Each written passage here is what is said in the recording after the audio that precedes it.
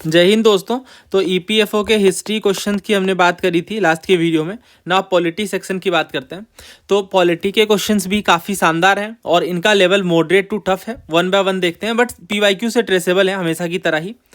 तो मेरा नाम है अंकित सिन्हा और अगर आप सिविल सर्विसेज के लिए प्रिपेयर कर रहे हैं तो समग्र batch is all what you need. बहुत ही अच्छा बैच है क्योंकि इसमें सारे सब्जेक्ट कवर हैं पीवाईक्यूज के साथ और एनसीईआरटीज के साथ। इनका फीडबैक भी काफ़ी सही है, टेस्टिमोनियल्स वगैरह पढ़ के आप ज़्यादा जानकारी के लिए नंबर है, यहाँ से आप ज्वाइन कर सकते हैं। तो ये देखो पहला सवाल है, इसमें पार्ट्स पे पूछा गया। मैंने आपसे पहले भी कहा, अभी रिसेंट के जितने एग्जाम्स हो रहे हैं सब में पार्ट्स पे क्वेश्चन आया है। अभी एलडीसी की भी एनालिसिस करी थी हमने, वहाँ भी देखा हमने पार्ट पे क्वेश्चन आया है और सारे पार्ट मैंने आपको याद करवा दिए थे। ये वीडियो का स्क्रीनशॉट है जो कि यूट्यूब पे अवेलेबल है। आप लिखोगे UPSC LDC analysis by facets of UPSC, मिल जाएगी आपको वीडियो, वहाँ से आप देख करके ज़्यादा जानकारी ले सकते हैं। देखो पार्ट्स आप जानते ही हो हमारे संविधान के अंदर किस तरह से ये डिवाइडेड है। पहला जो है वो यूनियन एंड इट्स टेरिटरी के साथ डील करता है, दूसरा सिटीजनशिप, तीसरा फंडामेंटल राइट, चौथा डीपीएसपी, और इस तरीके से ये है। और इसका निमोनिक भी हमने पढ़ा था।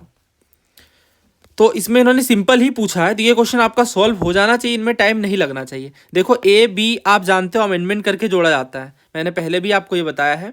और अमेंडमेंट करके इनमें से क्या जोड़ा गया है, तो कोऑपरेटिव सोसाइटीज़ को अमेंडमेंट करके जोड़ा गया है। तो डी जाएगा 2 के साथ, तो देखो ये दोनों हट गए। अब ए तो 4 के साथ ऑब्वियस है, पार्लियामेंट के साथ जो प्रोविजन रिलेटेड है पार्ट 5 में है। और इसके बाद है borrowings by the government of India और legislative power of the governor. तो legislative power of the governor part 6 में, और जो गवर्नमेंट की बोरोइंग है, बोरोइंग बाय द गवर्नमेंट, वो पार्ट 12 में है। तो ये सी है 3 के साथ, तो आंसर इज डी 4 1 3 2। ठीक है, 4 1 3 2 सही ऑर्डर है और ये सारा हमने पढ़ रखा है ऑलरेडी। तो इस तरह के क्वेश्चन में लॉजिक भी अप्लाई होता है। आप जानते हो पार्ट 5 में यूनियन गवर्नमेंट है, पार्ट 5 में यूनियन गवर्नमेंट है और पार्ट 6 में स्टेट गवर्नमेंट है। तो यहाँ पे देखो 6 की जो बात है वो गवर्नर के साथ ही डील करेगा, तो आसान है इस तरीके से। तो ये क्वेश्चन इजी है और इस तरह के क्वेश्चन पेपर में गलत होने के कोई चांसेस नहीं होने चाहिए। अगर आपके पार्ट आर्टिकल वगैरह सवाल गलत हो रहे हैं तो फिर बहुत डिफिकल्टी है, क्योंकि बेयर एक्ट पे आपकी अच्छी कमांड होनी चाहिए। और जो मेजर आर्टिकल्स हैं वो भी याद होना चाहिए, जैसे अमेंडमेंट से रिलेटेड आर्टिकल याद होने चाहिए, इमरजेंसी प्रोविजंस वाले पार्ट आर्टिकल, इनमें क्लैरिटी होनी चाहिए, इलेक्शन रिलेटेड कौन सा पार्ट है। ठीक है, वो सारी चीज़ हमने कई बार पढ़ी है और आपने भी पढ़ी है, बट उन्हें याद रखना इंपॉर्टेंट है। और वो प्रैक्टिस से हो जाएगा, जब आप एक साथ काफ़ी सारे ऐसे पार्ट्स के पीवाईक्यूज करोगे ना तो वो रट जाता है पूरा। ओके, नेक्स्ट क्वेश्चन देखिए। तो कह रहे हैं कि who among the following is not a member of the GST council. पहला है प्राइम मिनिस्टर, दूसरा union finance minister, union minister of state और minister nominated by each state government. तो थोड़ा समझ लेते हैं, बहुत ही आसान सवाल है, कई बार पीवाईक्यू में पूछा गया है और लास्ट क्वेश्चन के रेफरेंस की ही तरह। सो अगर जीएसटी की बात करें तो आप जानते हो 101st अमेंडमेंट से हमारा जीएसटी बना है 2016 में, राइट। और जीएसटी को मैनेज करने के लिए जीएसटी काउंसिल है, और जीएसटी काउंसिल का आर्टिकल याद रखना, अक्सर आर्टिकल ही पूछते हैं। तो आर्टिकल है 279 और अमेंडमेंट करके जोड़ा गया है इसलिए 279A है। और ये जो आर्टिकल है ना, ये एम्पावर करता है प्रेसिडेंट को कि वो एक जीएसटी काउंसिल को कॉन्स्टिट्यूट कर सकते हैं।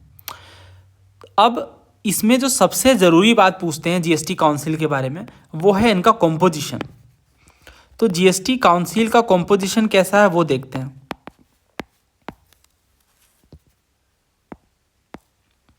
तो पहली चीज़ ये कि ये जो काउंसिल है ये जॉइंट फोरम है। जॉइंट फोरम यानी एक मंच है, और ये मंच किनके बीच का है, सेंटर और स्टेट्स के बीच का, centre and the states.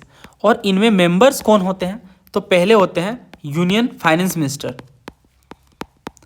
Union finance minister क्यों, नाम से समझ आ रहा है जीएसटी काउंसिल है, जीएसटी रिलेटेड चीज़ें, तो यूनियन फाइनेंस मिनिस्टर का एक इंपॉर्टेंट रोल होता है और ये चेयरपर्सन के रूप में एक्ट करते हैं। यूनियन फाइनेंस मिनिस्टर चेयरपर्सन के रूप में एक्ट करते हैं। देन इसके अलावा union minister of state in charge of revenue और finance.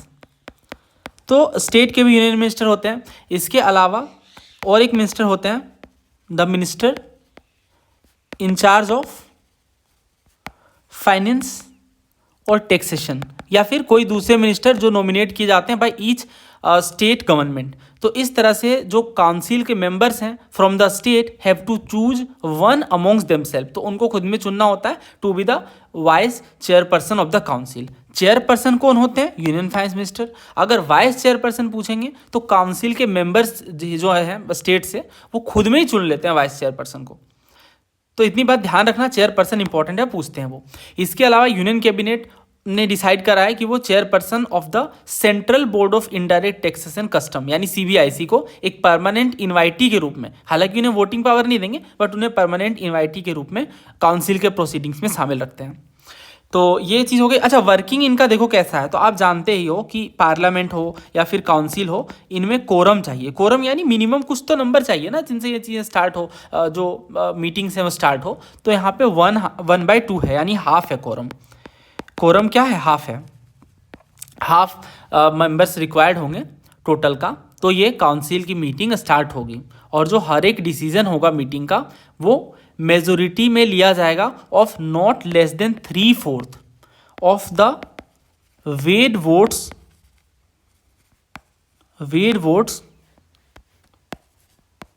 Of the members present and voting.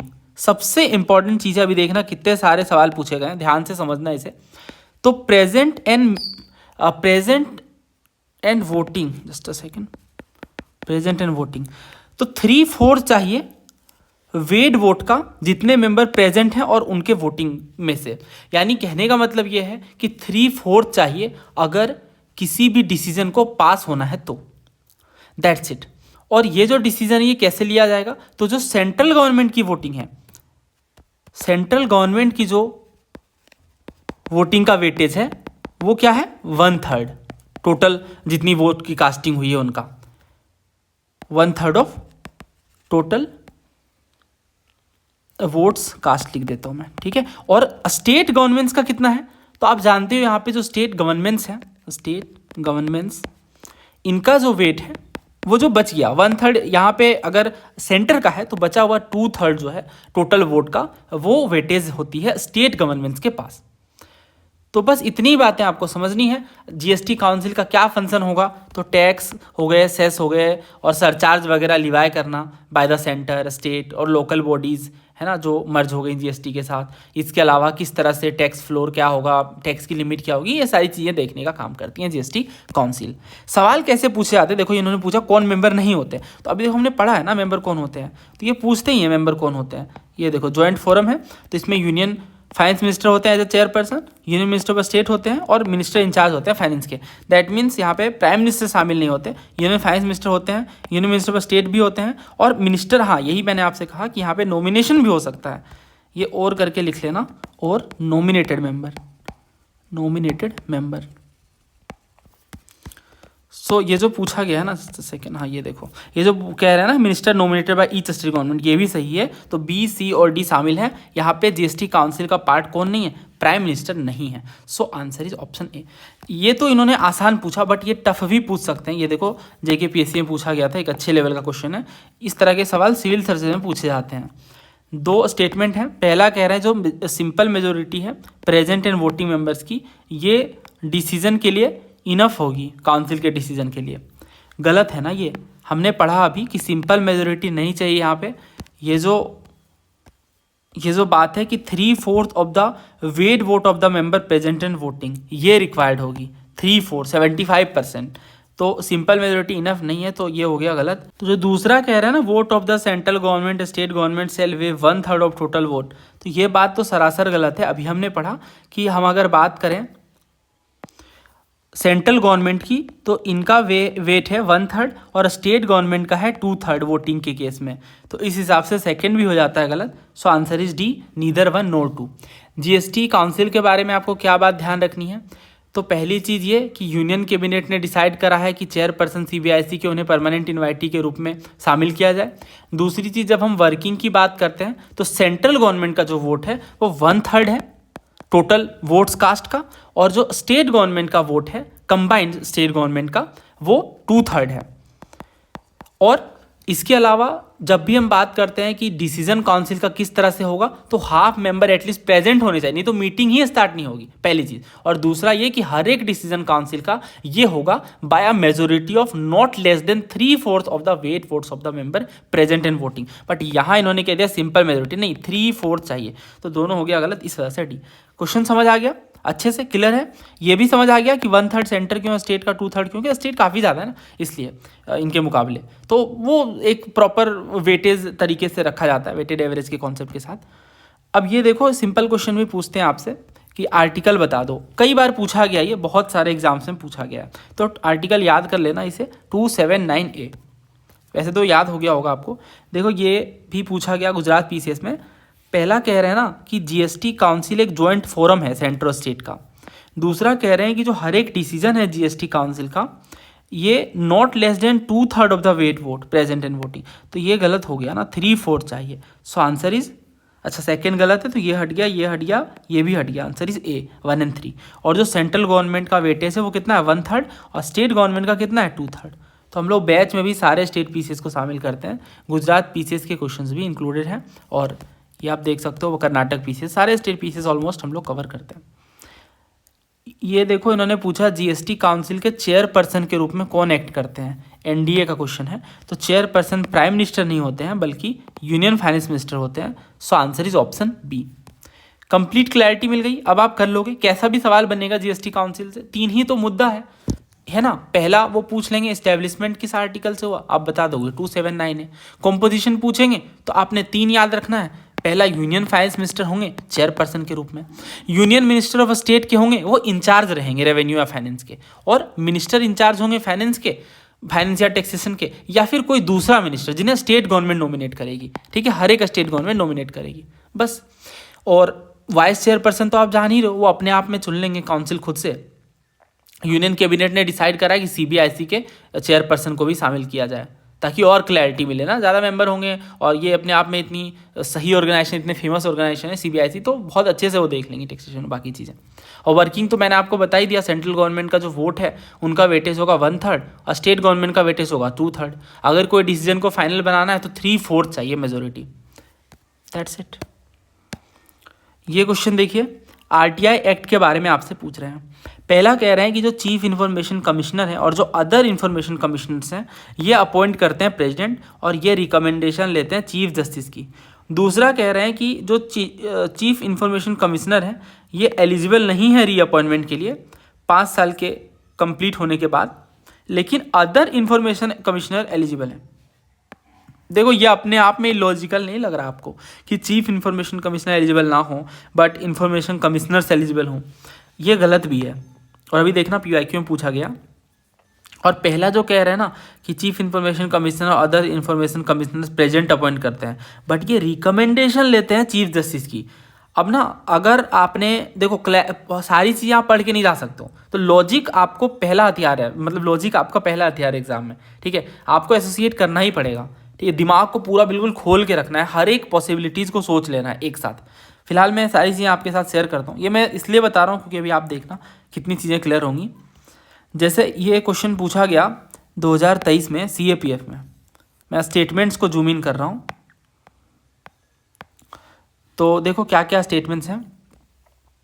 पहला है कि there shall be not more than 12 information commissioners.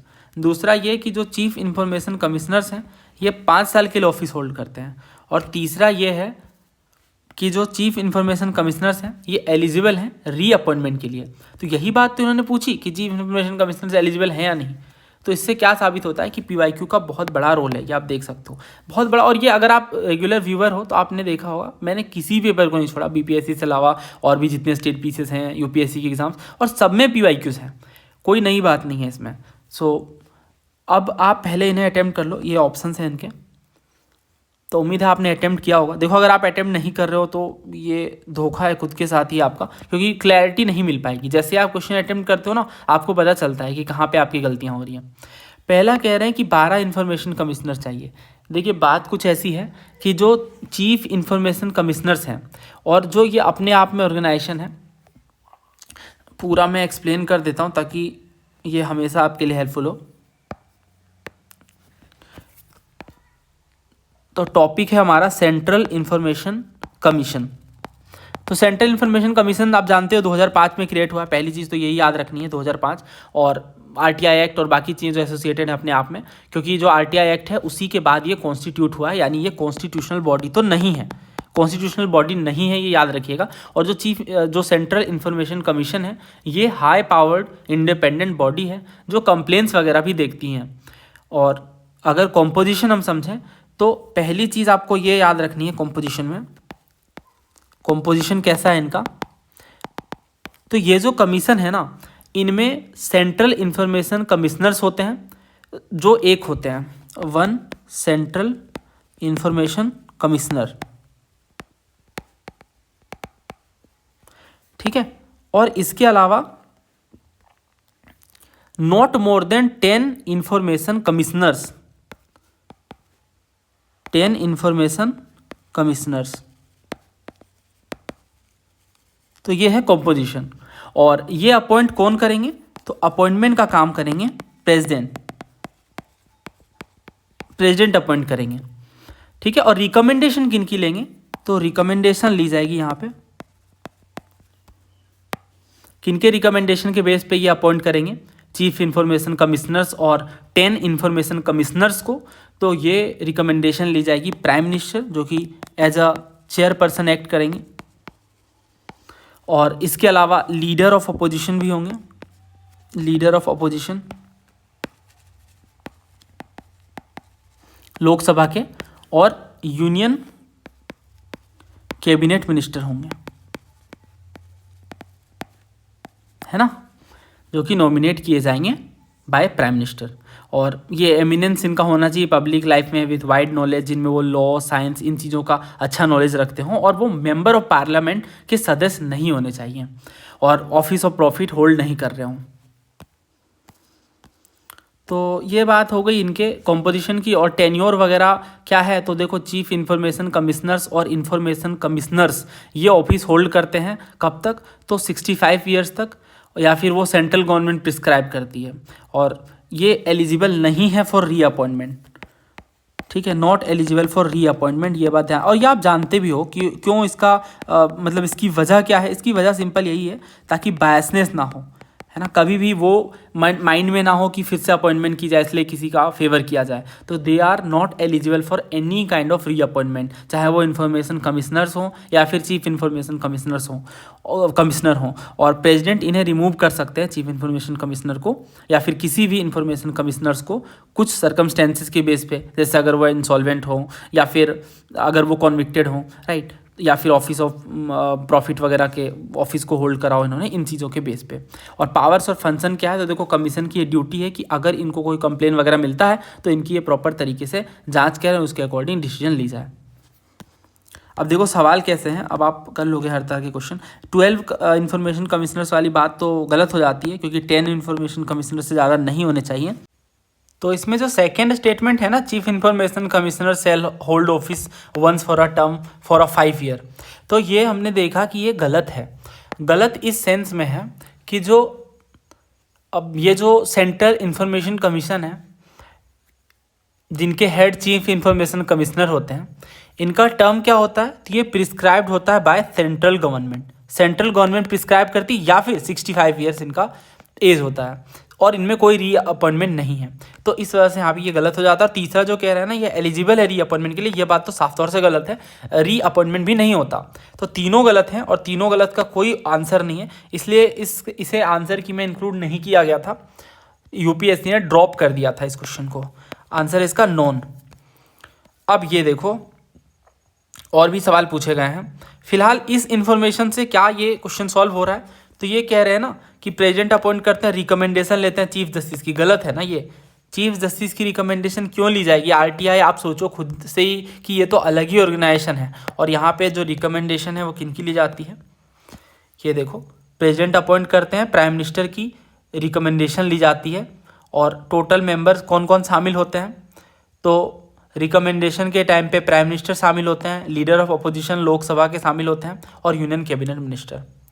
तो इस हिसाब से ये भी फर्स्ट वाला भी गलत है। और सेकंड कह रहे हैं ना कि नॉट एलिजिबल फॉर रीअपॉइंटमेंट। देखो चीफ इंफॉर्मेशन कमिश्नर हो या फिर इंफॉर्मेशन कमिश्नर्स हों, दोनों की ही रीअपॉइंटमेंट नहीं होती। सो आंसर इज डी। तो पीवाईक्यू से सॉल्वेबल है बिल्कुल, या पढ़ लो, देखो दोनों ही बातें वही है ना, सेकेंड बात भी और थर्ड स्टेटमेंट भी।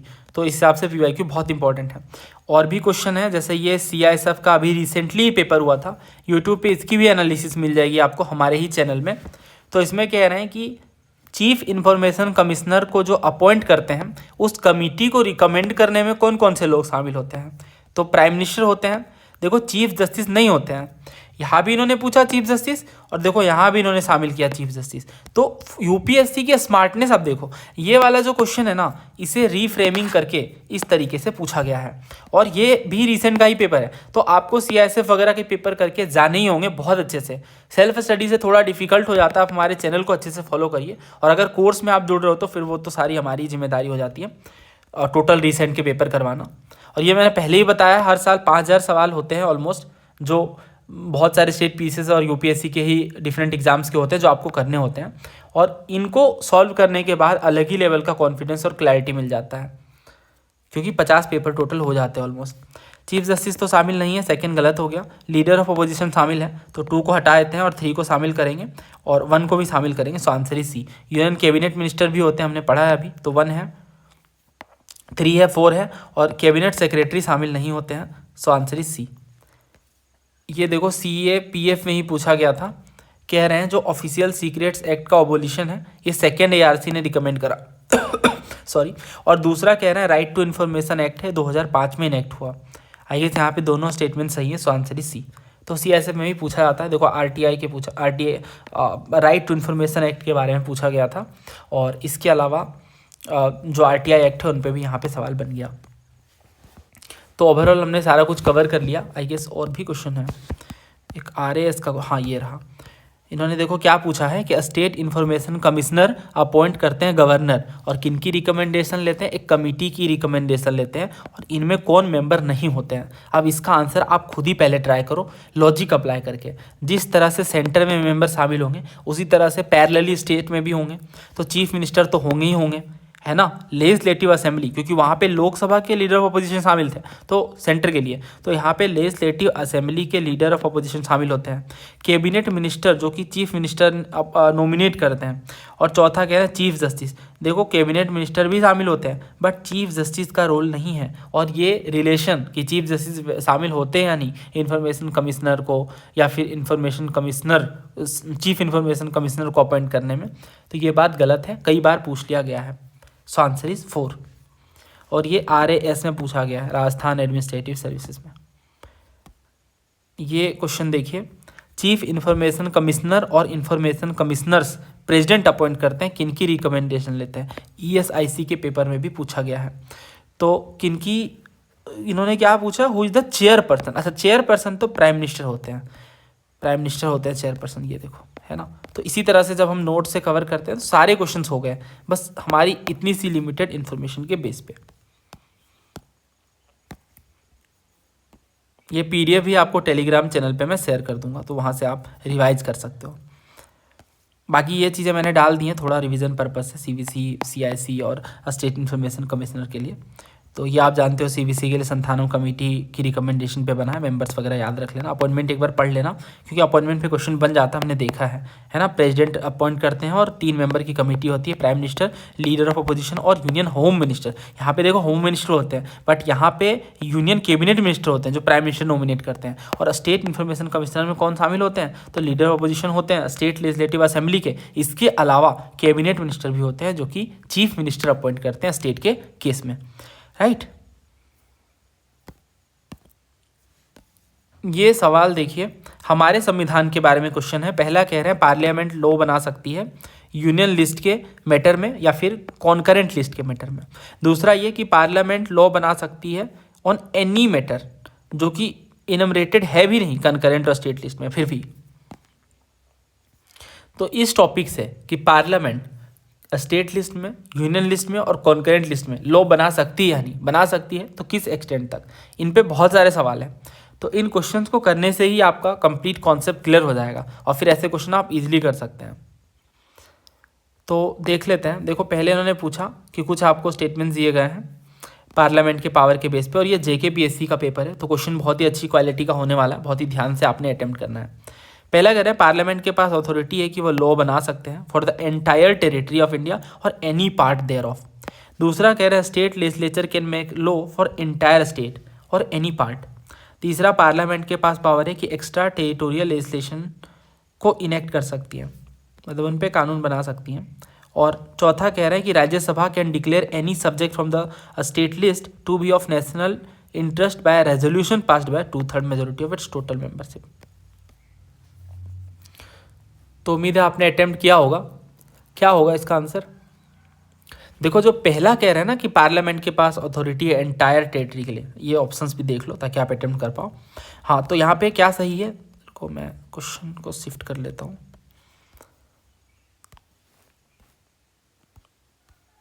तो देखो इसमें जो पहला कह रहे हैं ना कि पार्लियामेंट के पास अथॉरिटी है कानून बनाने का पूरे देश के हिस्से के लिए, ये बात बिल्कुल सही है। आर्टिकल 245 जब आप पढ़ोगे, 245 में ये बात कही गई है साफ तौर से कि parliament can make law for the whole और एनी पार्ट ऑफ टेरिटरी। तो पहला सही है। दूसरा कह रहे हैं कि state legislature can make law for entire state. देखो ये भी सही है, क्यों नहीं, स्टेट लेजिस्लेचर बिल्कुल अपने स्टेट के लिए कानून बनाइए। तीसरा कह रहे हैं पार्लियामेंट के पास पावर है एक्स्ट्रा टेरिटोरियल लिस्ट। हाँ, आर्टिकल 245 के क्लोज 2 में ही ये बात है कि no law made by the parliament shall be invalid on the ground that it has extraterritorial operation. और चौथा कह रहे हैं राज्यसभा डिक्लेयर कर सकता है किसी भी सब्जेक्ट को फ्रॉम स्टेट लिस्ट कि ये नेशनल इंटरेस्ट का है, और यहाँ पे 2/3 की मेजोरिटी लग रही है। देखो आप अगर ध्यान से सोचो ना तो ये गलत है, क्योंकि राज्यसभा पास करता है resolution bye 2/3 majority of member present and voting, but यहाँ पे इन्होंने कहा है 2/3 मेजोरिटी ऑफ टोटल मेंबरशिप। ठीक है, टोटल मेंबरशिप रिक्वायर्ड नहीं होती, तो इस हिसाब से ये गलत बना देता है इस पर्टिकुलर स्टेटमेंट को, और बाकी तीनों सही हैं। So answer is C. तो JKPSC का क्वेश्चन काफ़ी अच्छा है, यहाँ पे भी आप देख सकते हो। राज्यसभा डिक्लेयर कर सकती है किसी भी सब्जेक्ट को फ्रॉम स्टेट लिस्ट, ये बात सही है, बट यहाँ पे जो रेजोल्यूशन चाहिए होगा वो 2/3 मेजोरिटी चाहिए of member present in voting under article 249।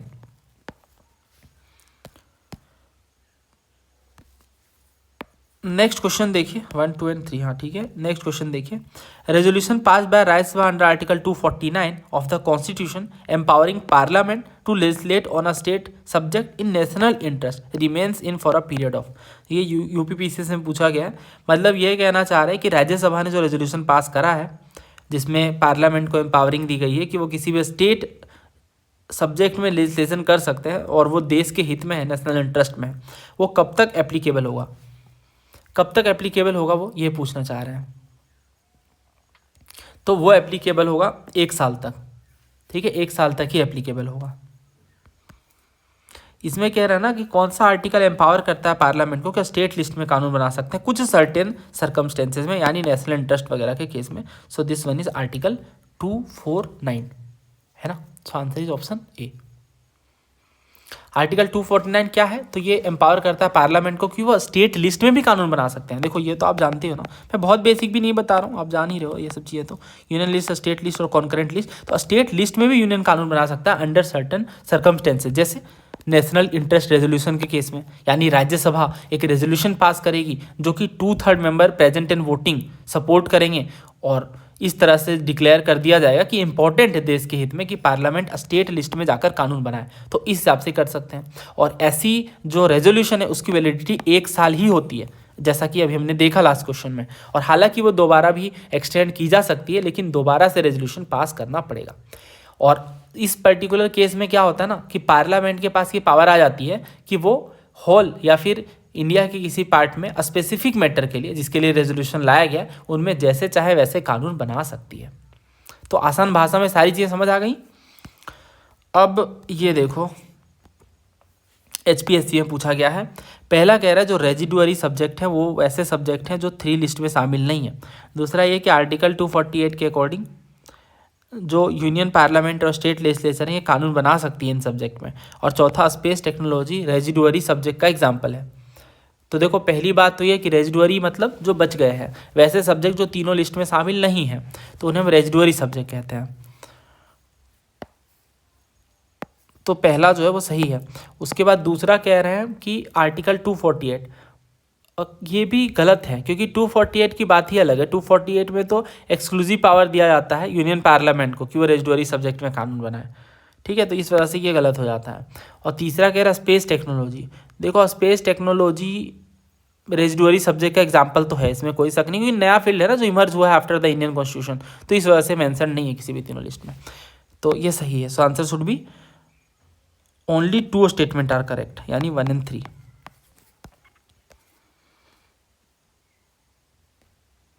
ये क्वेश्चन देखिए, इसमें कह रहा है पार्लियामेंट किसी भी मैटर में लेजिस्लेट कर सकती है जो कि स्टेट लिस्ट में है इफ़ 2 और मोर स्टेट लेजिस्लेचर पास सच रेजोल्यूशन, जिसमें रिक्वेस्ट किया जा रहा है पार्लियामेंट को कि वो इनेक्ट करे ऐसे कानून को।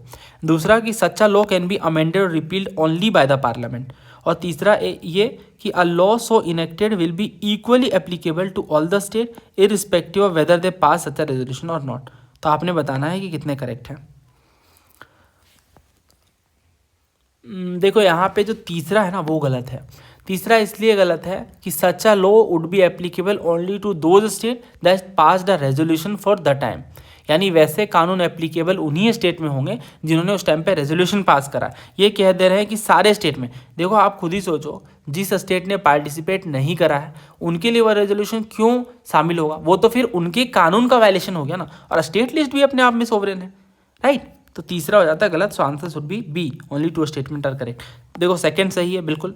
वैसे लॉ को अमेंड या रिपील किया सकता है बाय द पार्लियामेंट। कैसे लॉ? वैसे लॉ जिनमें जो स्टेट लिस्ट का पार्ट है, बट यहाँ पे क्या है, 2 या 2 से ज़्यादा स्टेट लेजिस्लेचर रिक्वेस्ट कर रही हैं, रेजोल्यूशन लेके आ रही हैं पार्लियामेंट के लिए कि वैसे लॉ इनेक्ट करें। तो आई होप आपको मैकेनिज्म समझ आया इसका। देखो फिर ये CAPF में पूछा गया था कि even in the state list exclusively reserve for state parliament can legislate certain circumstances. तो अभी कितनी बार हमने ये पढ़ा कि कुछ ऐसे खास मौके बन जाते हैं जहाँ पे स्टेट लिस्ट में भी कानून बनाने की नौबत आ सकती है बाय द पार्लियामेंट। दूसरा कह रहे हैं पार्लियामेंट स्टेट लिस्ट के सब्जेक्ट में किसी भी स्थिति में कानून नहीं बना सकते। गलत है ये, सेकंड हटा दो। तीसरा कह रहे हैं resolution supported by 2/3 of the member present in voting, ये जरूर ध्यान से पढ़ लेना, ठीक है। Is required to pass by the Rajya Sabha to pass a law under the state list. मुझे नहीं लगता इसमें कुछ गलत है। 2/3 मेंबर चाहिए प्रेजेंट इन वोटिंग का और राज्यसभा के द्वारा, जिससे स्टेट लिस्ट में पार्लियामेंट कानून बना सके। तो आंसर जो है सी होना चाहिए 1 और 3। तो पहला तो पता ही है हमें कि पार्लियामेंट ऑब्वियसली यूनियन और कॉन्करेंट में लॉ बनाएगी। सेकेंड वाला हमने पढ़ा कि रेजिडुअरी है ना, रेजिडुअरी पावर्स जो होते हैं, रेजिडुअरी लिस्ट वाले, यानी जो लिस्ट में शामिल नहीं है वैसे सब्जेक्ट, रेजिडुअरी सब्जेक्ट पे ही पार्लियामेंट कानून बना सकती है। So answer is option C, both 1 और 2। आई गेस ये अच्छा, ये एक क्वेश्चन रह गया, ये भी कर लेते हैं। CAPF का ये, इसमें कह रहा है करेक्ट आपको बताना। केवल पार्लियामेंट के पास पावर है कि वो कॉन्करेंट लिस्ट में कानून बना सकती है। दूसरा, पार्लियामेंट और स्टेट लेजिस्लेचर दोनों ही कॉन्करेंट लिस्ट में कानून बना सकती है। तीसरा कि जो लेजिस्लेशन कॉन्करेंट लिस्ट में बनाया गया बाय द पार्लियामेंट, इसे रेटिफाई किया जा सकता है by the half of the state legislature, तब ये कानून बन जाएगा। और चौथा कि केवल स्टेट लेजिस्लेचर ही कॉन्करेंट लिस्ट में कानून बना सकती है। तो क्या होगा यहाँ पे आंसर? देखो इसका आंसर बी करेक्ट है, क्योंकि पार्लियामेंट और स्टेट लेजिस्लेचर दोनों के पास पावर है कि कॉन्करेंट लिस्ट के सब्जेक्ट में वो कानून बना सकते हैं। बट अगर एक ही मुद्दे पे कानून बना तो आप जान नहीं रहे हो उसका क्या होने वाला है रिजल्ट ये होगा कि सेंट्रल का जो लॉ है वो प्रीवेल होगा। सो या तो बहुत ही आसान सवाल है 7th लिस्ट से जुड़ा हुआ, और ऐसे क्वेश्चन आपके ठीक होने चाहिए, बेसिक पॉलिटी के अंदर ही आते हैं। नेक्स्ट क्वेश्चन देखिए। हाँ, अब जो क्वेश्चन है उनका लेवल अच्छा खासा है, टफ है इनफैक्ट। देखो क्या कह रहे हैं कि जो चीफ जस्टिस है इंडिया के, ये highest administrative officer of the supreme court. ध्यान से पढ़ना, एडमिनिस्ट्रेटिव ऑफिसर की बात कर रहे हैं। दूसरा, जो एडमिनिस्ट्रेटिव पावर है for determining the work structure of the supreme court and it's registry, ये एक्सक्लूसिवली वेस्टेड है चीफ जस्टिस में, यानी सिर्फ चीफ जस्टिस के पास है। तीसरा ये कह रहे हैं कि पर्सन जो कि जज रहे हैं सुप्रीम कोर्ट ऑफ इंडिया के, ये प्रैक्टिस कर सकते हैं by the retirement only in supreme court, और कोई दूसरे कोर्ट में नहीं। और चौथा, जो designated senior advocate of the supreme court है, ये एंटाइटल्ड नहीं है to appear in supreme court बिना एडवोकेट ऑन रिकॉर्ड के। तो कई सारे भयंकर स्टेटमेंट है, बट एलिमिनेशन कुछ यहाँ पे हेल्प करता है डेफिनेटली ऐसे केसेस में। तो 1 बाय 1 चेक करते हैं, बट इससे पहले ये क्वेश्चन आप देखो।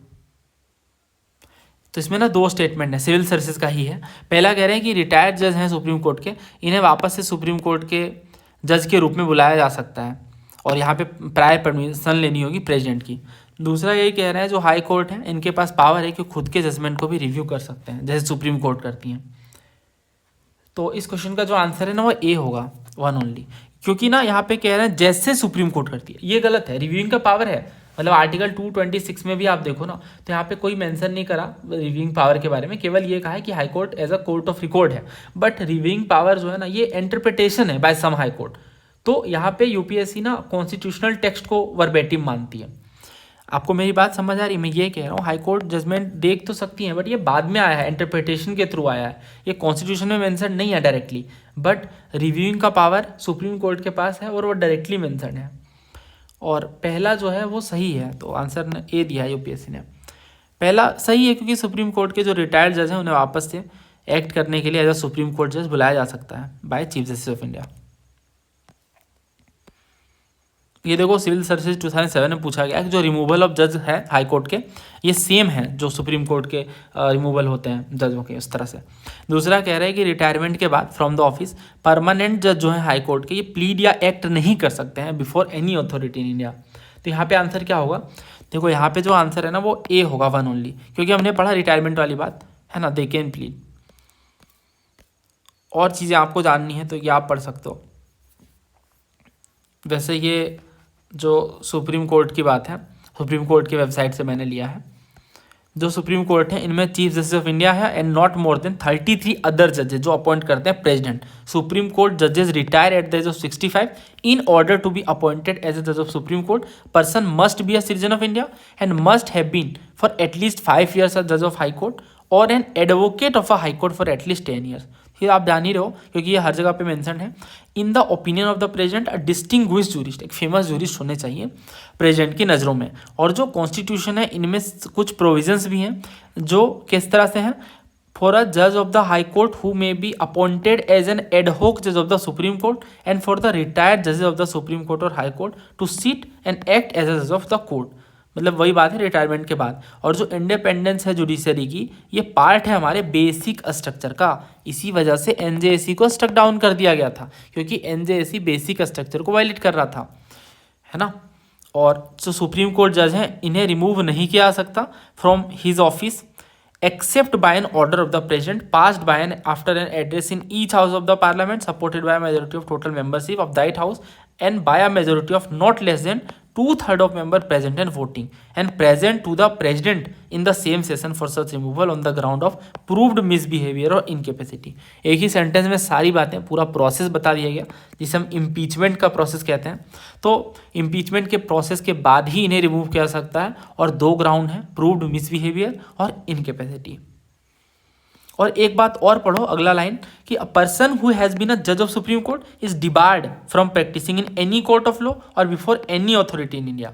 ठीक है, तो जो जज रहे हैं ना सुप्रीम कोर्ट के, वो डिबार्ड है, उन्हें मना किया गया है from practicing in any court और बिफोर एनी अथॉरिटी। तो ये जो प्रोविज़न है ये हमारे आर्टिकल 124 में, तो देखो 124 के क्लोज 7 में, कन्फ्यूज मत करना इस स्टेटमेंट से, सेकेंड वाले से, क्योंकि यहाँ पे इन्होंने कहा है ना after retirement from the office of permanent जज ऑफ हाई कोर्ट, तो ये तो खैर हमने गलत पढ़ा, ये वाला क्वेश्चन है। हाँ ये वाला देखो, इसमें कह रहे हैं ना कि एनी रिटायर्ड जज of supreme court of India can be called back and seat as a supreme court जज by the chief justice of India and prior permission of president. देखो बात कैसी है, पूरी क्लैरिटी होनी चाहिए आपको, 2 अलग अलग कॉन्सेप्ट हैं। तो आर्टिकल 124 का क्लोज 7 जो ये कहता है बार ऑन प्रैक्टिसिंग। इसका मतलब ये है कि जो रिटायर्ड सुप्रीम कोर्ट जज हैं can not practice as a lawyer, ये लॉयर के ऐसा प्रैक्टिस नहीं कर सकते हैं सुप्रीम कोर्ट जज, सुप्रीम कोर्ट में, हाई कोर्ट में या किसी भी दूसरे कोर्ट में। ठीक है, this is about advocacy, lawyer के रूप में। बट यहाँ पे ये जो प्रोविज़न है ये डिफरेंट चीज़ है। आर्टिकल 128 में ये कहा गया है कि रिटायर्ड सुप्रीम कोर्ट जज को रिक्वेस्ट किया जा सकता है बाय द चीफ जस्टिस, और वो भी प्रेसिडेंट की प्रायर परमिशन पे, कि आप sit and act as a जज ऑफ सुप्रीम कोर्ट, है ना, कि आप आकर के एज अ जज ऑफ सुप्रीम कोर्ट के रूप में पदभार संभालें, यानी टेम्प्रोरी रीअपॉइंटमेंट किया जा सकता है एज अ जज। अब देखो इस क्वेश्चन को, तो पहला कह रहे हैं कि जो चीफ जस्टिस ऑफ इंडिया है ये हाईएस्ट एडमिनिस्ट्रेटिव ऑफिसर होते हैं ऑफ द सुप्रीम कोर्ट। देखो एडमिनिस्ट्रेटिव ब्रांच अलग होती है, जैसे हम पार्लियामेंट के केस में देखते हैं ना कि कैबिनेट सेक्रेटरी होते हैं जो एडमिनिस्ट्रेटिव ऑफिसर होते हैं, या हाईएस्ट एडमिनिस्ट्रेटिव ऑफिसर होते हैं, संभालने का काम करते हैं एडमिनिस्ट्रेशन वाले पार्ट को। उसी तरह से यहाँ पे भी ये जो कह रहे हैं वो गलत है, क्योंकि सुप्रीम कोर्ट के अंदर भी सेक्रेटरी जनरल होते हैं और वो भी एडमिनिस्ट्रेटिव हेड के रूप में, हाईएस्ट एडमिनिस्ट्रेटिव हेड के रूप में एक्ट करते हैं। तो इस हिसाब से कोर्ट के प्रिंसिपल एडमिनिस्ट्रेटिव ऑफिसर कौन होते हैं? सेक्रेटरी जनरल, जो कि सेक्रेटरीट देखने का काम करते हैं, रजिस्ट्री हो गई, डेली एडमिनिस्ट्रेशन हो गया, ये चीज़ें। तो इस हिसाब से जो पहला है ना वो गलत है। और दूसरा कह रहे हैं जो एडमिनिस्ट्रेटिव पावर है कि वर्क स्ट्रक्चर वगैरह डिटरमाइन करना, ये रजिस्ट्री में है और ये चीफ जस्टिस के पास एक्सक्लूसिवली वेस्टेड है। देखो ये बात भी सही है। ये सेकेंड वाला स्टेटमेंट इसलिए सही है क्योंकि सुप्रीम कोर्ट के जजमेंट्स के अकॉर्डिंग जो चीफ जस्टिस ऑफ इंडिया है वो मास्टर ऑफ द रोस्टर है और वो कंट्रोल करते हैं केसेस के एलोकेशन को, बेंचेस के कंस्टिट्यूशन को, यानी बेंच किस तरह से कॉन्स्टिट्यूट होगी, गठित होगी, और रजिस्ट्री के फंक्शनिंग को। तो इस हिसाब से इन्हें मास्टर ऑफ द रोस्टर कहा जाता है और सेकेंड वाला सही हो जाता है। ये पावर एक्सक्लूसिवली वेस्टेड है चीफ जस्टिस ऑफ इंडिया के पास। तीसरा कह रहे हैं ना कि एक पर्सन जो कि जज रहे हैं सुप्रीम कोर्ट के, ये प्रैक्टिस कर सकते हैं ओनली इन सुप्रीम कोर्ट। भाई ये बात गलत है ना। अभी हमने पढ़ा ये कि a person who has been a judge of Supreme Court is debarred from practicing in any court of law before any other authority। तो ये बायसनेस को रोकने के लिए होता है। और रिटायर्ड सुप्रीम कोर्ट जज can not practice in any court of law in India including supreme court. तो इस हिसाब से जो थर्ड है वो गलत है। चौथा कह रहे हैं designated senior advocate of the supreme court is not entitled to appear in the supreme court without an advocate on record. बात कुछ ऐसी है कि जो सुप्रीम कोर्ट के रूल्स है उनके अकॉर्डिंग केवल advocate on record he file कर सकते हैं या फिर अपीयर कर सकते हैं एज एडवोकेट, और सीनियर एडवोकेट्स को अपीयर करना होगा विद एन AOR यानी एडवोकेट ऑन रिकॉर्ड। वो खुद से फाइल नहीं कर सकते हैं। थोड़ा डिटेल में समझाए तो AOR क्या है? Advocate on record. Supreme court of India में केवल AOR ही ऑथराइज्ड होते हैं जो फाइल कर सकते हैं केस को, जैसे पेटिशन, अपील या फिर एफिडेविट वगैरह के थ्रू। दूसरा एक्सेप्ट कर सकते हैं सर्विस ऑफ नोटिस को, और ये एक्ट कर सकते हैं ऑन बिहाफ ऑफ पार्टी।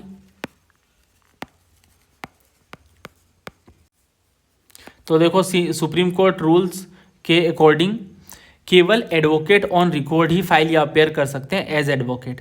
ठीक है, सीनियर एडवोकेट अगर अपेयर करना है उन्हें तो AOR के साथ ही, क्योंकि वो खुद से फाइल नहीं कर सकते हैं अपने मैटर्स को। तो इस वजह से ये जो कह रहे हैं designated senior advocate of record होते हैं of supreme court is not entitled to appear in supreme court without an advocate on record. सही बात है, ठीक है, ये बात बिल्कुल सच है, क्योंकि सीनियर एडवोकेट खुद से फाइल नहीं कर सकते, उन्हें एडवोकेट ऑन रिकॉर्ड चाहिए। तो कौन कौन सा गलत है, सही है? दूसरा और चौथा बस सही है। एलिमिनेशन वगैरह थोड़ा बहुत लग रहा था, जैसे तीसरा आप एलिमिनेट करते तो 2 हट जाता, बट फिर भी टफ था आंसर करना। सो आंसर इज, इसमें कौन कौन सा सही हुआ? 2 और 4 ना। सो आंसर इज D 2 and 4। एक क्वेश्चन और है इसी तरह का, देखो ये थोड़ा आसान है। इसमें ना 4 स्टेटमेंट हैं और आपको करेक्ट ही बताना है। पहला आप पढ़ लो क्वेश्चन। पहला कह रहे हैं सुप्रीम कोर्ट के पास एक्सक्लूसिव ओरिजिनल जुरिस्डिक्शन है अगर 2 या 2 से ज़्यादा स्टेट के बीच डिस्प्यूट होता है तो। दूसरा कह रहे हैं केवल सुप्रीम कोर्ट, हाई कोर्ट और डिस्ट्रिक्ट कोर्ट्स के पास ही पावर है रिट इशू करने का। तीसरा जो चीफ मिनिस्टर है इनके पास, इनका कोई रोल नहीं है एंटायर अपॉइंटमेंट प्रोसेस में हाई कोर्ट के जज के। चौथा कि लोकल कस्टम और कन्वेंशन जो स्टेट्यूट के साथ यानी कानून के साथ विरोध में नहीं है, कॉन्ट्राडिक्ट नहीं है, उन्हें कोर्ट के द्वारा अकाउंट में लिया जा सकता है जब जस्टिस की बात आएगी कुछ सर्टेन स्फीयर्स में। मतलब उन्हें देखा जा सकता है कि अच्छा ये रूल या फिर ये लॉ कैसे काम कर रहा है और उनकी हेल्प ली जा सकती है। ये क्वेश्चन बहुत बार रिपीट हुआ है हमारे, आप देखो तो हमने कई बार इसे पढ़ा है। ओरिजिनल जुरिस्डिक्शन में सर्च करो, हाँ ये देखो आप, BPSC के एनालिसिस के टाइम पे भी हमने पढ़ा था ये। कितने सारे सवाल हमने करे थे। इन्होंने पूछा था ना ओरिजिनल जुरिस्डिक्शन क्या है सुप्रीम कोर्ट का, तो dispute between government of India and one of the state. देखो एक या एक से ज़्यादा के बीच का झगड़ा हो जब गवर्नमेंट ऑफ इंडिया के साथ डिस्प्यूट हो किसी तरह का। दूसरा डिस्प्यूट बिटवीन 2 और मोर स्टेट, यानी 2 या 2 से ज़्यादा राज्यों के बीच विवाद हो उस केस में भी। और ये दोनों तो गलत है, यानी आपको ओवरऑल बात समझ आ गई होगी। एक साइड में सेंट्रल गवर्नमेंट है, दूसरी साइड में स्टेट्स हैं, या फिर एक स्टेट है। ऐसा भी हो सकता है कि 2 या 2 से ज़्यादा स्टेट के बीच किसी तरह का डिस्प्यूट है। तो ये सब कुछ ओरिजिनल जुरिस्डिक्शन के अंदर आता है, यानी इन मामलों को देखने का काम केवल और केवल सुप्रीम कोर्ट ही करेंगी। ये सवाल सिविल सर्विस में पूछा गया था ओरिजिनल जुरिस्डिक्शन के बारे में। तो देखो ये आई गेस सेम ही सवाल है। तो आप जानते ही हो बहुत सारे स्टेट पीसीएस के पेपर्स में ऐसे सिविल सर्विसेज के पुराने सवाल उठा लिए जाते हैं। गवर्नमेंट ऑफ इंडिया या और इसके अलावा एक या एक से ज़्यादा स्टेट के बीच का डिस्प्यूट है, या 2 से ज़्यादा स्टेट के बीच का डिस्प्यूट है, तो ये दोनों ही जो है वो ओरिजिनल जुरिस्डिक्शन का पार्ट है। इन्होंने नॉट पूछा है, अच्छा इंक्लूडेड ही पूछा है ना। Which of the following are included in original jurisdiction dispute between government and one of state. ये तो अच्छा, हाँ तो इसका आंसर C है। ठीक है, इसका आंसर क्या है? C 1 and 4, क्योंकि दूसरा और तीसरा गलत है। हाँ ये पूरा मैंने लिख के समझाया था आर्टिकल 131 के बारे में कि गवर्नमेंट ऑफ इंडिया और स्टेट के बीच का विवाद हो सकता है, या फिर एक स्टेट है और या एक से ज़्यादा स्टेट है और गवर्नमेंट ऑफ इंडिया के बीच का विवाद है, या फिर एक या एक से ज़्यादा स्टेट्स के बीच का विवाद है। तो इन सब मामलों को देखने का काम करती है ओरिजिनल जुरिस्डिक्शन, यानी सुप्रीम कोर्ट का ओरिजिनल जुरिस्डिक्शन। तो अब हम इस क्वेश्चन की ओर अगर बढ़ें तो ये आप देखो, इन्होंने पूछा कि केवल सुप्रीम कोर्ट और हाई कोर्ट देखो सुप्रीम कोर्ट और हाई कोर्ट दो यहाँ पे एक साथ इन्होंने लिख दिया और एक्सक्लूसिव ओरिजिनल लिख दिया, तो ये तो स्टेटमेंट ही खुद को कॉन्ट्राडिक्ट कर रहा है ना। अगर एक्सक्लूसिव है तो सिर्फ सुप्रीम कोर्ट के पास होगी या फिर हाई कोर्ट के पास होगी, दोनों के पास कैसे हो सकती है? तो पहला गलत है, वैसे भी गलत है, हमें पता होना चाहिए बहुत अच्छे से कि exclusive original jurisdiction supreme court के पास है। तो यहाँ पे इन्होंने करेक्ट पूछा है। अच्छा, ये ऑप्शंस में इन्होंने पूरी चालाकियाँ करी हैं, मतलब चारों पता होना चाहिए। दूसरा कह रहे हैं कि डिस्ट्रिक्ट कोर्ट के पास भी रिट इशू करने की पावर, गलत है। डिस्ट्रिक्ट कोर्ट रिट इशू नहीं कर सकती और इसका रीज़न भी आप जानते हो। हालांकि अगर पार्लियामेंट चाहे बाय लॉ तो किसी भी कोर्ट को पावर दे सकती है रिट इशू करने की, और ये भी हमने बहुत डिटेल में पढ़ा है।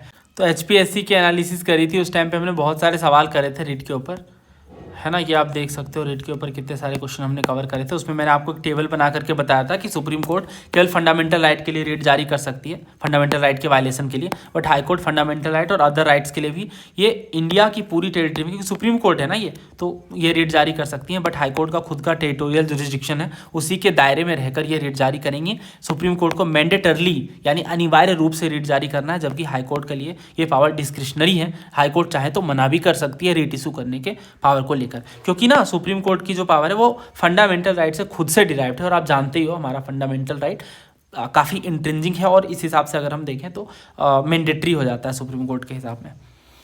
और अब सारी चीज़ें क्लियर हैं अगर आपको, तो जस्ट अ सेकेंड, ये वाली फाइल इसमें देखो इन्होंने कहा डिस्ट्रिक्ट कोर्ट भी, तो ये गलत हो जाता है।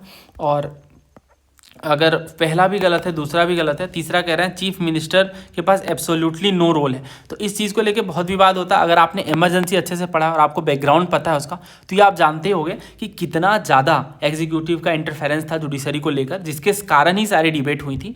तो ये आप देखो, Indira Gandhi denied justice HR Khanna CJI job 50 years ago, his Neiphiu is CJI now. तो ये न्यूज़पेपर की क्लिपिंग लिए मैंने रिसेंट की ही। तो जस्टिस संजीव खन्ना जी जो ओथ ले चुके हैं as a chief justice of India on Monday about 50 years ago, justice HR Khanna, Sanjiv Khanna जंगल and then the senior most supreme court जज was denied to the CJI post by the then prime minister. तो यहाँ पे आप समझ सकते हो कि एग्जीक्यूटिव का भी रोल था। और देखो अभी मैं सारी चीज़ें बता सकता हूँ आपको, फर्स्ट जजेस केस, सेकेंड जजेस केस, थर्ड जजेस केस, बट वो अभी हमारे लिए इंपॉर्टेंट नहीं है। बस आप ये समझ लो, उन्होंने कह दिया है कि एब्सोल्युटली नो रोल है चीफ मिनिस्टर का भी, तो ये गलत हो जाता है। और लोकल कस्टम का हेल्प हमेशा ही लिया जाता है बाय द सुप्रीम कोर्ट, क्योंकि लोकल कस्टम भी बहुत ज़्यादा अफेक्ट करते हैं। और हालांकि ऑब्वियस ही बात है, वो हमारे कॉन्स्टिट्यूशन के अगेंस्ट नहीं होने चाहिए, कॉन्स्टिट्यूशन के साथ में होने चाहिए। तो चौथा सही है और 3 गलत है, बस एक ही सही है। तो मेरे हिसाब से आंसर 1 होना चाहिए। बाकी ये क्वेश्चन देखो आप, तो कह रहे हैं सुप्रीम कोर्ट के पास ये पावर है कि कंटेम्प्ट ऑफ कोर्ट के लिए, और ये केवल सुप्रीम कोर्ट के पास है। और दूसरा कह रहे हैं सुप्रीम कोर्ट और हाई कोर्ट दोनों के पास ही एडवाइजरी जुरिस्डिक्शन है। ये भी क्वेश्चन काफ़ी अच्छा है, कई बार इस तरह के सवाल पूछे गए हैं। जैसे ये आप देखो, कंटेम्प्ट ऑफ कोर्ट को लेकर सिविल सर्विस में क्वेश्चन पूछा गया था कि इंडिया में पार्लियामेंट के पास पावर है कि वो कंटेम्प्ट ऑफ कोर्ट को लेकर कानून बना सकती है।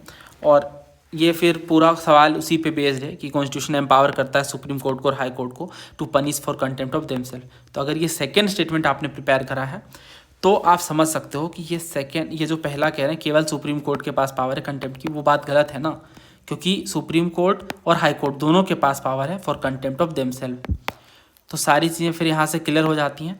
यही वजह है ना PYQ का। आप देखो इतना टफ क्वेश्चन भी सॉल्व हो रहा है। तो सेकंड सही है यहाँ पे। और कॉन्स्टिट्यूशन डिफाइन नहीं करता है सिविल कंटेम्प्ट और क्रिमिनल कंटेम्प्ट को, तो 3 को आप हटा दो। बाकी चौथा भी सही है, पार्लियामेंट के पास पावर है कि वो कानून बना सकती है कंटेम्प्ट ऑफ कोर्ट को लेके, और HN सान्याल कमेटी के बाद ये पास हुआ है। तो इस हिसाब से ना पहला गलत है। और ये एडवाइजरी जुरिस्डिक्शन वाला जो सवाल है ये भी कई बार पूछा गया है। जस्ट अ सेकेंड, ये जुडिशियल एक्टिविज्म को लेके, हाँ ये देखो, ये हमारी NCERT में है, jurisdiction of supreme court of India. जो ओरिजिनल जुरिस्डिक्शन है ये यूनियन और स्टेट के बीच के जो डिस्प्यूट्स हैं उन्हें सॉल्व करने का काम करता है। फिर अपीलेट जुरिस्डिक्शन है, यानी ये अपील लेता है फ्रॉम लोअर कोर्ट। और एडवाइजरी जुरिस्डिक्शन है, यानी एडवाइस करता है प्रेसिडेंट को on matter of public importance and law. तो ये एडवाइजरी जुरिस्डिक्शन केवल सुप्रीम कोर्ट के पास है, क्योंकि प्रेसिडेंट को यही एडवाइस करते हैं। तो इस हिसाब से ना ये गलत है, तो दोनों ही गलत है ना। तो D होना चाहिए आंसर, नीदर 1 नॉर 2। तो कई बार ये क्वेश्चन पूछे गए हैं। देखो कंटेम्प्ट ऑफ कोर्ट को लेके यहाँ भी सवाल पूछा गया, फिर कंटेम्प्ट ऑफ कोर्ट को लेके देखो ये क्वेश्चन भी पूछा गया सिविल सर्विस में। और ये दोनों सवाल का आंसर आप करिएगा कमेंट में, आसान से क्वेश्चन है, मैं पिन कर दूंगा, ठीक है। ये भी क्वेश्चन बहुत ईजी है, और ये वाला भी वीडियो पोस्ट करिए और दोनों अटैम्प्ट करिए, मैं सही आंसर कॉमेंट में पिन कर दूंगा। तो ये क्वेश्चन भी एनसीईआरटी से है। एनसीईआरटी काफ़ी ज़रूरी है आपकी प्रिपरेशन में। डीपीएसपी के बारे में नेक्स्ट क्वेश्चन है। पहला कह रहे हैं यूसीसी फॉर ऑल पर्सन, जितने भी लोग रह रहे हैं इंडिया में। दूसरा provision for early childhood care and education up to the age of 14 years. और तीसरा इंटरनेशनल पीस एंड सिक्योरिटी। अगर आपने पीवाईक्यूज मेरे साथ करा है तो आप ऐसे क्वेश्चन अच्छे से कर पाओगे। अच्छे से इन द सेंस ज़्यादा एक्यूरेट होने के चांसेस होंगे। देखने में सवाल आसान है बट छोटी छोटी चीज़ों में, क्योंकि डीपीएसपी और फंडामेंटल ड्यूटीज़ ये जो दो क्वेश्चन बनते हैं ना, इनमें वर्ड्स का बहुत इंपॉर्टेंट रोल है। थोड़ा सा वर्ड वो चेंज करते हैं, कंपोजिट कल्चर को कुछ और वर्ड से रिप्लेस कर देंगे, तो इस तरह से वो क्वेश्चन में बदलाव करते हैं। वैसे ये यूसीसी वाली बात तो देखो अभी सीजेएस में पूछी गई, कंबाइंड जियो साइंटिस्ट में। अब देख ही रहे हो बहुत सारा सवाल रिपीटेड है, आर्टिकल ही पूछा था बस। बट यहाँ सीडीएस वाले क्वेश्चन में, जो कि 2017 का, इसमें इन्होंने पूछा था आर्टिकल 44 के बारे में। और क्वेश्चन कुछ ऐसा था कि पहला ये कह रहे हैं ये फंडामेंटल राइट है हर एक सिटीजन का, और दूसरा ये कि स्टेट एंडेवर करेगा, यानी कोशिश करेगा कि वो जितने भी सिटीजन्स हैं थ्रू आउट द टेरिटरी, उनके लिए ये प्रयास किया जाएगा ताकि सिक्योर किया जा सके इसे। तीसरा ये कि it is not enforceable by any court, किसी भी कोर्ट में एनफोर्सिएबल नहीं है। और चौथा ये कि it is not enforceable by a court yet the constitution requires that as a principle it should be fundamental. कानून के रूप में ये फंडामेंटल होना चाहिए गवर्नेंस को लेके, वही जो डीपीएसपी का अपना मोटो है। तो इस हिसाब से क्या होगा यहाँ पे आंसर, क्योंकि हमें गलत बताना है। तो ये तो बहुत ही आसान क्वेश्चन है। आसान इन द सेंस ये जो कह रहे हैं ना कि ये फंडामेंटल राइट है, ये गलत है क्योंकि ये डीपीएसपी है आर्टिकल 44 के अंदर, और इस हिसाब से जो फर्स्ट है वो गलत है। बाकी तीनों सही हैं, बी सी और डी तीनों ही सही हैं। स्टेट एंडेवर करेगा यानी कोशिश करेगा कि वो अपने सिटीजन्स के लिए सिक्योर कर सकें। It is not enforceable by any court, ये भी सही है। और जब तक जो कोर्ट है वो ये ना रिक्वायर कर ले कि गवर्नेंस के लिए हमारे फंडामेंटल, मतलब गवर्नेंस के लिए ये एक इम्पॉर्टेंट आस्पेक्ट है, फंडामेंटल है कानूनी तौर से, तो तब तक इसे अप्लाई नहीं किया जा सकेगा, क्योंकि डीपीएसपी गाइडिंग प्रिंसिपल्स हैं फॉर पॉलिसी मेकिंग। अब ये देखो, इन्होंने कहा all person living in India, ये तो गलत हो जाता है, सिटीजन्स के लिए, जैसे कि हमने देखा। तो क्वेश्चंस हमेशा, क्योंकि देखो ये जो क्वेश्चन है ना, यहाँ पे इंडियन सिटीजन की बात करी, यहाँ पे देखो इन्होंने कहा इम्प्लीमेंटेशन फॉर सिटीजन, तो इन क्वेश्चंस को बहुत ध्यान से पढ़ना होता है, राइट। और इसके अलावा जो ये टर्म्स होते हैं बहुत इंपॉर्टेंट हो जाते हैं। हाँ, तो तीसरा सही है, तीसरा सही है और पहला गलत है, तो पहला गलत है, ये हटा दो। और इसके अलावा बस हमें सेकंड चेक करना है। तो सेकंड के लिए देखो, ये मैंने रिसेंटली अर्ली चाइल्डहुड केयर के बारे में आपको सारी चीज़ें क्लियर करी थी। तो ये देखो पूछ रखा है इन्होंने सीडीएस के ही पेपर में कि कौन सा करेक्ट है एज पर द कॉन्स्टिट्यूशन, है ना। रिसेंट का ही सवाल है, 2025 का ही। पहला कह रहे हैं जो 86th अमेंडमेंट है, इसमें राइट टू एजुकेशन को जोड़ा गया डीपीएसपी में, ये बात गलत है ना। और सारी चीज़ मैंने आपको पढ़ाई थी कि आप देखो एक एक बात की। 86th जो कॉन्स्टिट्यूशन अमेंडमेंट एक्ट है वो आर्टिकल 45 से किस तरह से जुड़ा हुआ है, पहले क्या सिचुएशन थी, है ना, बाद में क्या सिचुएशन बनी, एक एक चीज़ें मैंने लिख के बताई थी। फिर 21A आर्टिकल क्या है, तो फ्री और कंपलसरी एजुकेशन की बात करता है 6 से 14 साल के बच्चों के लिए, और ये एक फंडामेंटल राइट है। फिर 86th अमेंडमेंट क्या करता है, आर्टिकल 21A को इंसर्ट करता है। और यहाँ नाम से ही समझ आ रहा है, आर्टिकल से ही समझ आ रहा है कि हम बात कर रहे हैं फंडामेंटल राइट की, और ये 6 से 14 साल के बच्चों के लिए एजुकेशन सिक्योर करने की बात करता है for compulsory and free education, right. और इसके अलावा 45 जो आर्टिकल है ना, उसे भी अमेंड करता है। और अमेंड करके क्या प्रोविजन आता है वो देखते हैं। और इसके अलावा 51A में क्लोज के को जोड़ता है, 51A यानी फंडामेंटल ड्यूटीज़ को, और इसमें यही कह दिया गया पेरेंट्स की रिस्पॉन्सिबिलिटी है 6 से 14 साल के बच्चों को लेकर, एजुकेशनल चीज़ों को लेकर, राइट। अब ये क्वेश्चन देखो, इन्होंने कहा कि 86th अमेंडमेंट में राइट टू एजुकेशन को डीपीएसपी के चैप्टर में जोड़ा गया, ये बात गलत है ना। ये बात क्यों गलत है, क्योंकि ये फंडामेंटल राइट में जोड़ा गया आर्टिकल 21A में। दूसरा कह रहा है राइट टू वर्क और right to education, fundamental right भी है, डीपीएसपी भी है, गलत। राइट टू वर्क जो है वो सिर्फ डीपीएसपी है, तो आंसर था नीदर। अब ये देखो, ये पूछा गया KAS में, यानी कर्नाटक एडमिनिस्ट्रेटिव सर्विसेज में, और इसमें क्या ऑप्शंस थे हमारे पास। पहला कह रहे हैं कि 86th के बारे में आपको करेक्ट बताना है। ये प्रोवाइड करता है fundamental right to free and compulsory education. दूसरा ये कि आर्टिकल 21A इंट्रोड्यूस किया गया। तीसरा आर्टिकल 45A का सब्स्टिट्यूशन है ये। और चौथा आर्टिकल 51A में न्यू क्लोज जे को जोड़ता है। देखो चौथा गलत है, जे मतलब 10 तो पहले से थे ना, 11th वाला जोड़ा गया, यानी क्लोज के को जोड़ता है, तो चौथा हो गया गलत। और ना जो इसमें तीसरा है वो भी गलत है। तीसरा इसलिए गलत है क्योंकि आर्टिकल 45A तो है ही नहीं ना, अमेंडमेंट मॉडिफाई करता है आर्टिकल 45 को, ना कि सब्सिट्यूट कर देता है 45A को, तो इसलिए भी ये गलत हो जाता है। तो ये गलत हो गया, ये गलत हो गया, बाकी दोनों सही हैं। ऑब्वियसली 86th अमेंडमेंट जो है वो 21A को जोड़ता है और फ्री एंड कंपलसरी एजुकेशन की बात करता है। So answer is option 3। Then बाकी सिंपल से सवाल है, कौन सा अमेंडमेंट 21A को इंसर्ट करता है। Then right to education fundamental right के रूप में किस अमेंडमेंट के द्वारा जोड़ा गया। फिर ये क्वेश्चन था कि फंडामेंटल ड्यूटी के रूप में जोड़ा गया, तो to provide opportunities for education to one's child between the age of 6 and 14 years. Then right to education वाला है। तो ये सारे एस्पेक्ट्स हैं, बट देखो यहाँ भी अगर आप देखते तो ये 6 साल अप टू 6 ईयर तक की बात करता है ना। अब ये देखो पूरा बेयर एक्ट भी पढ़ लेते हैं, ये पढ़ो आर्टिकल 45 ध्यान से पढ़ो। ये कह रहे हैं कि provision for early childhood care and education to children below the age of 6 years, यानी state shall endeavour to provide early childhood care and education for all children until they complete the age of 6 year. जब तक वो 6 साल पूरे ना कर ले तब तक ईयरली चाइल्डहुड केयर और एजुकेशन की बात करता है आर्टिकल 45। और यहाँ पे देखो 3 लिखा है ना 86th अमेंडमेंट के थ्रू, तो यहाँ से चीज़ें समझ आ रही हैं। कहीं भी 45A नहीं है, ठीक है, कन्फ्यूज होने की नीड नहीं है। तो हर एक तरह के सवाल हमने कर लिए थे, मतलब वो होता है ना कि लेयर बाय लेयर क्वेश्चंस का खुल जाना, तो आप हर तरीके से रूबरू हो जाते हो कि क्या क्या सवाल बनाए जा सकते हैं।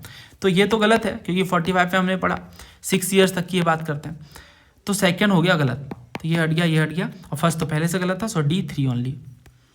बाकी ये छोटे मोटे सवाल हैं जो वही कहते हैं कि securing of citizen for a uniform civil code. अब यहाँ भी आप देखो तो इन्होंने सिविल सर्विसेज के पेपर में स्पेसिफिकली बात करी सिटीजन्स की, राइट। तो ये क्लैरिटी चाहिए, जो PYQs सिर्फ देखने से नहीं होंगे, इन्हें बहुत अच्छे से ध्यान से सॉल्व करना पड़ेगा और रिवर्स इंजीनियरिंग का भी सहारा लेना पड़ेगा। नेक्स्ट क्वेश्चन देखिए, बड़ा ही टेक्निकल क्वेश्चन है EVM के ऊपर।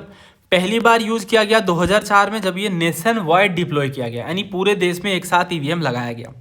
दूसरा कह रहे हैं कि जो वोट है वो कंट्रोल यूनिट और VVPAT दोनों में सेम टाइम पे रिकॉर्ड होता है। और तीसरा ये कि 2 PSU भारत इलेक्ट्रॉनिक्स लिमिटेड और electronics corporation of India limited ये इंगेज है इलेक्शन कमीशन के साथ, जो EVM को मैन्युफैक्चर और डिज़ाइन करने का काम करती है। ठीक है, अब देखो PYQ में पूछा गया, ये HCS के पेपर में पूछा गया था, थोड़ा लेंथी क्वेश्चन है, ध्यान से पढ़ो पहले और इसके बाद गौर से देखो, नॉट ट्रू पूछा है। ठीक है, पढ़ लिया क्वेश्चन, ओके। अब देखो पहला कह रहे हैं EVM पहली बार थ्रीसूर असेंबली में डिप्लॉय किया गया, ये गलत है। EVM पहली बार पराऊर असेंबली में, केरला के अंदर ही, बट पराऊर असेंबली थी, पहली बार यूज किया गया 1982 में, है ना। तो पहला हो जाता है गलत। और दूसरा कह रहे हैं कि EVM मैन्युफैक्चर करता है ECI लिमिटेड और भारत इलेक्ट्रॉनिक्स लिमिटेड, सही बात है ये। सेकेंड बिल्कुल सही है, ECI यानी electronics corporation of India limited और Bharat electronics limited, these are the only 2 manufacturer of EVM and VVPAT। तीसरा कह रहे हैं VVPAT पहली बार by election Khonsa assembly constituency में यूज किया गया, ये गलत है। पहली बार नोकसेन में किया गया, नोकसेन असेंबली नागालैंड में, यह भी PYQ है। उसके बाद चौथा कह रहे हैं VVPAT एक एडिशनल यूनिट है जो EVM के साथ अटैच होता है, जो स्लिप ऑफ पेपर निकालता है, जिसमें केवल सीरियल नंबर और सिंबल होते हैं। देखो VVPAT का जो स्लिप है ना, अगर आपने वोटिंग करी तो आपको पता होगा, उनमें कैंडिडेट का नेम, सिंबल और सीरियल नंबर तीनों चीज़ें होती हैं। तो इस हिसाब से ना चौथा गलत है, तो 1, 3 और 4 गलत है, बाकी सही हैं। और ये भी पूछते हैं कई बार कि हमारा अभी कौन सा वर्जन है VVPAT का, तो M3 चल रहा है, ठीक है, ये भी याद रखना। और इसके अलावा ये भी क्वेश्चन है कि जो VVPAT सिस्टम है ये पहली बार कब यूज़ किया गया था। देखो CAP है, तो CDS में ही पूछ रखा है इन्होंने, सारी चीज़ें इस तरह से रिपीटेड हैं। तो ये कहाँ पे पहली बार यूज़ किया गया VVPAT सॉरी, देखो पहली बार VVPAT पूछ रहे हैं, पहली बार EVM नहीं पूछ रहे हैं, तो बहुत लोग हड़बड़ी में ये पराऊर टिक कर देंगे, गलत होगा। आई गेस नोकसेन होना चाहिए, क्योंकि VVPAT पहली बार नोकसेन असेंबली में यूज़ किया गया है। जैसे ये देखो, ये वाला स्टेटमेंट है। अब देख लेते हैं, तो एक साथ तो नहीं यूज़ किया गया, हमने देखा पहले पराऊर में उस तरह से यूज़ किया गया है, तो ये दोनों हो जाते हैं गलत। फिर सेकंड चेक करना है, votes are recorded in control unit and VVPAT at the exactly same time. देखो जो वोट्स है ना, वो किस तरह से काम करते हैं। जब हम वोट करते हैं तो पहली बार ये रिकॉर्ड होता है कंट्रोल यूनिट में, कंट्रोल यूनिट ट्रिगर करता है VVPAT को और इससे स्लिप निकल कर आती है हमारी, तो ये सीक्वेंशियल है, exactly at the same time नहीं है। और जो तीसरा कह रहे हैं ना, 2 PSU हैं, भारत इलेक्ट्रॉनिक लिमिटेड और ECIL, ये इंगेज है इलेक्शन कमीशन के साथ। तो ये कई बार पूछ रखा है PYQ में, तो तीसरा सही हो जाता है बट दूसरा गलत है। So answer is D3 only. Even though PYQ से ट्रेसेबल हैं बट ये क्वेश्चंस डिफिकल्ट हैं सॉल्व करना, बहुत बार एलिमिनेट करके भी हम 2 ऑप्शन तक पहुंच रहे हैं, और इस तरह का पैटर्न सिविल सर्विसेज में भी देखने को मिलेगा। अब हमें अपने हथियार मजबूत करने के लिए PYQs बहुत अच्छे से करने हैं, ताकि जहाँ पे स्टूडेंट्स बिल्कुल ब्लैंक हो जाएं कुछ एक क्वेश्चन में, वहाँ पे हम काफ़ी अच्छे से एलिमिनेट कर लें। और हमेशा याद रखना, सवाल कंप्लीट सॉल्व ना हो, बट अगर हम आधे आंसर तक भी पहुँचते हैं तो वो भी विन विन सिचुएशन होती है ओवरऑल कई बार, है ना, एंड में जब हम कैलकुलेट करते हैं तो। सो उम्मीद है आपको इस वीडियो से कुछ नया सीखने को मिला होगा। अगर आप चाहते हैं PYQs, NCERTs और इस तरह के सोर्सेज को टिप्स पे करना, तो ये हमारी समग्र बैच है, इनमें स्टैटिक भी कवर्ड है और करंट अफेयर्स वगैरह भी कवर्ड है। इसके अलावा सोर्सेज जो हैं वो हमारे स्टैंडर्ड वाले भी कवर्ड होते हैं, और ये सब्जेक्ट्स कवरेज हैं। ज़्यादा जानकारी के लिए नंबर है, यहाँ से आप ज़्यादा जानकारी लेकर बैच से जुड़ सकते हैं। जल्दी मिलते हैं नए वीडियो में। थैंक यू, जय हिंद।